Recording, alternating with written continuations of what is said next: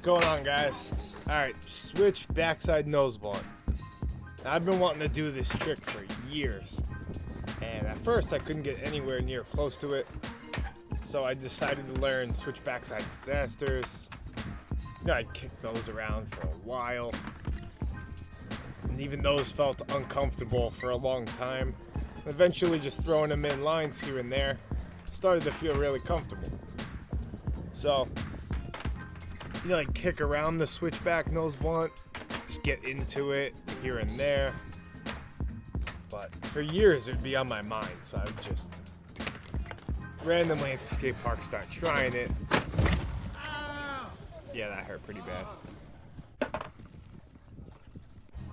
So yeah, I would just try it randomly at the skate park and always would overturn.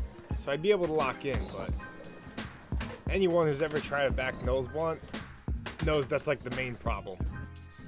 So you'll lock into it and your shoulders will keep turning. And so yeah, today was the first nice day I've had in a while. I don't know, I was just in the mood to stick it. I decided today was the day, no matter what.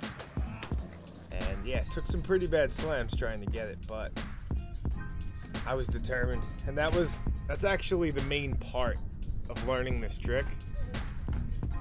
Once you start sticking it, your shoulders... Oh.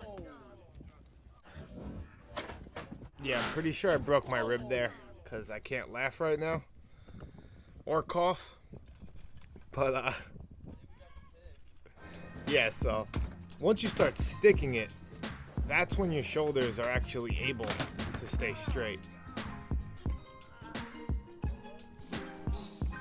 So yeah, took a few bad slams, and once I was able to stick it, yeah, I knew it was only a matter of time. I couldn't stop trying it, no matter how much pain I was in.